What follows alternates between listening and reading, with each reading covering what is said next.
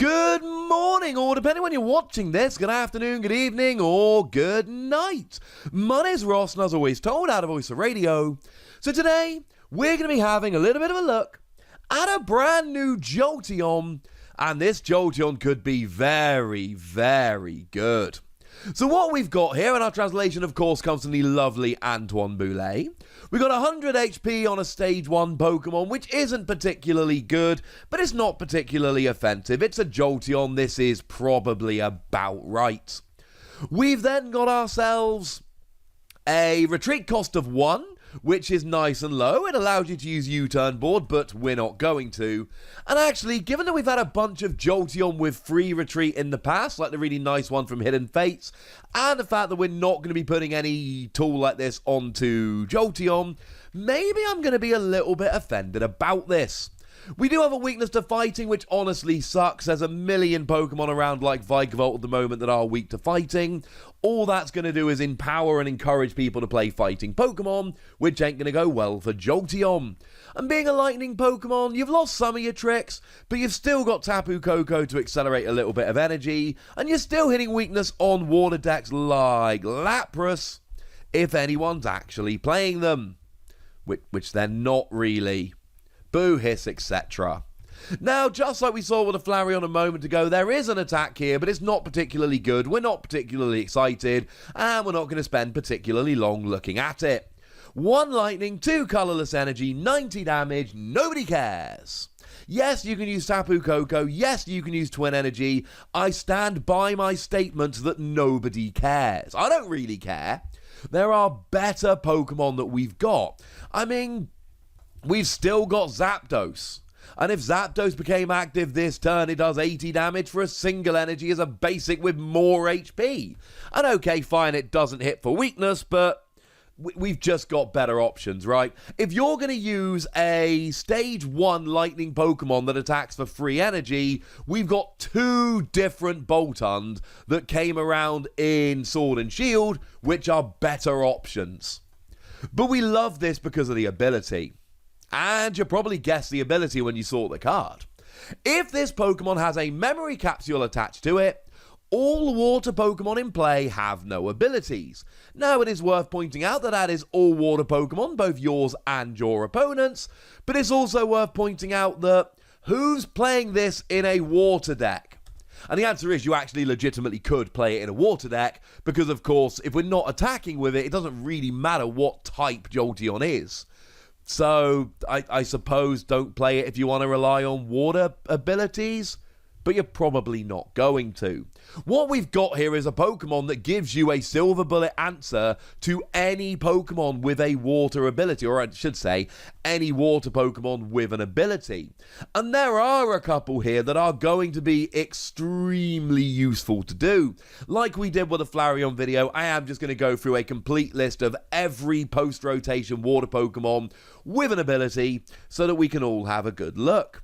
There are a few that stand out more than others, I'll go through them in a second, but it is worth pointing out that we need to differentiate between 2 types of abilities, and those are abilities that work on your turn, and abilities that work on your opponent's turn. So Fiona is one of my favourite cards around at the moment. Fiona lets you put it from the bench onto the bottom of your deck and make your opponent switch their active. My opponent can have a Jolteon with a memory capsule attached, but I can Tool Scrapper it and just use Fiona's ability anyway. I'm not going to have infinite Tool Scrapper, and I've got to find Tool Scrapper on the right turn, but because Fiona's ability is relevant on my turn, Jolteon can't stop me using it, it can just make it more awkward. I can turn off Jolteon's ability by getting rid of the tool, and then I can use something like Fiona. Whereas if we take something like Quillfish, for example, that one can always just be circumvented. Quillfish, when you attack into it, and you deal any damage, you get poisoned.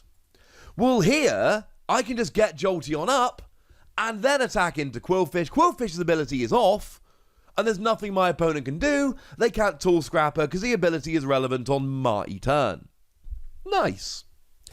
And this really is a card whereby you keep it in your binder, right? And anytime you're worried about a water Pokemon with an ability, this gives you a perfect answer to it. And sure, you might have to play a 2-2 Jolteon line and a couple of Memory Capsule.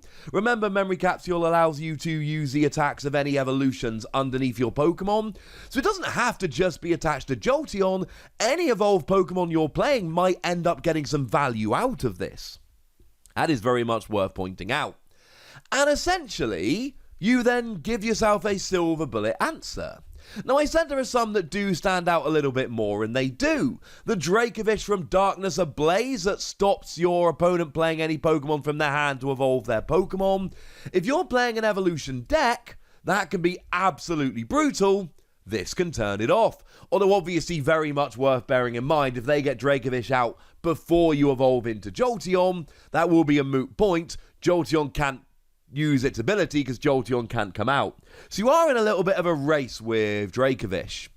Similarly, Frostmoth is really at the heart of a lot of water decks at the moment. It allows you to attach as many water energy as you like from your hand to your bench water Pokemon during your turn. And that's kind of huge. So that being turned off can literally just completely shut down Frostmoth decks. Like this Jolteon against a Frostmoth deck, it's basically over. The Inteleon Drizzile combination. When you evolve into Drizzile, you search your deck for any trainer card and put it in your hand. When you evolve into Inteleon, you search your deck for any 2 trainer cards and put them into your hand. Clearly, decks relying on Inteleon are going to have a real hard time here trying to come up against this. And then the other most important one, I would say, is Fiona. That ability to make your opponent switch their active can be pretty gosh darn huge.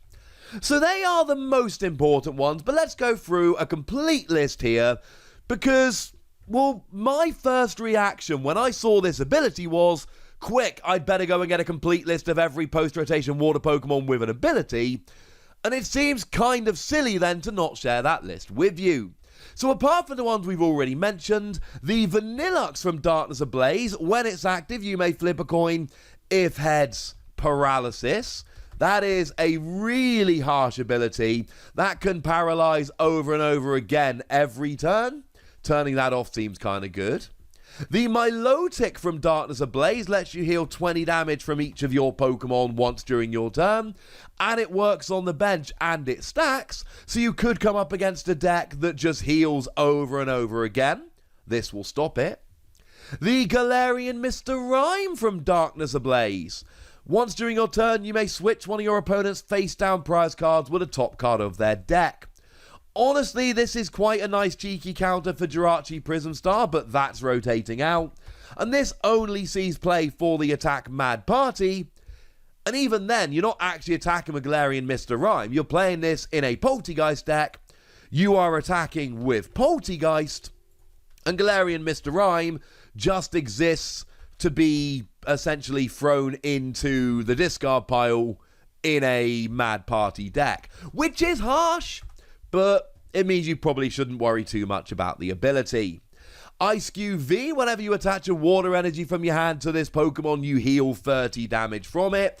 That's kind of awesome. It doesn't really see any play, but turning that off is quite nice.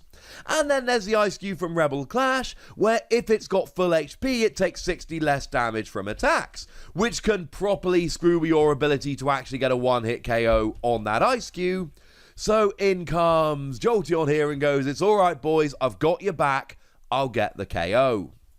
The other Galarian Mr. Rime prevents all effective attacks except damage done to all of your Pokemon with energy attached. And although this hasn't seen a huge amount of play now, this is exactly the kind of card you could imagine seeing a bunch of play.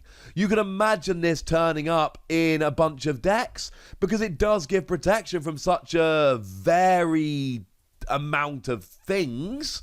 Not wonderful phrasing on my part there. That actually you can imagine people playing this, and then that gives them protection from you, and then Jolteon turns off that. So Jolteon takes away their protection, and you just have a good old chuckle about it. We've also then got the Alolan Sandslash GX. That's the one whereby if it's damaged from an attack, you put 3 damage counters on the attacking Pokemon. Allows you to go ahead and attack without taking those damage counters, which generally is going to be the kind of thing you want to do if you end up playing against this. We've got that rather lovely Wishy-Washy, the one from Cosmic Eclipse, that at the end of your opponent's turn, if this Pokemon has any damage counters on, you flip a coin. If Tails, you shuffle this Pokemon and all cards attached to it into your deck. So it basically goes back and is healed and is lovely. The Vaporeon that came around in Cosmic Eclipse, your Pokemon GX that evolved from Eevee get an extra 60 HP.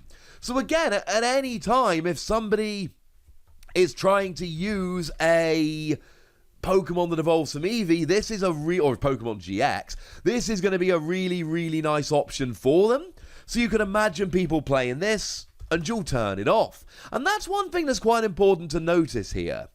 Even if you're not actually turning off the abilities you're playing this to try and counter, there are always going to be random other abilities you're turning off that you didn't expect to be playing against, but they came up anyway.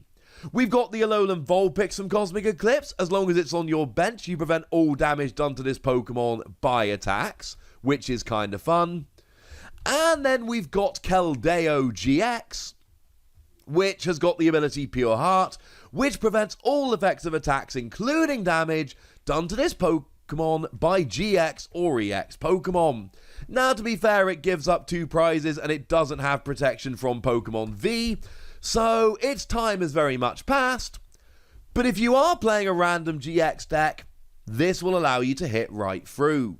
The Golisopod from Unified Minds has no retreat cost if it's got 2 or fewer energy attached to it. You're going to turn that off. That's going to be lovely. The Caracosta from Unified Minds turns off the effects of all Pokemon tools on your opponents. So all of those tools that are attached don't do anything. Well, now your tools do stuff. And that's quite lovely.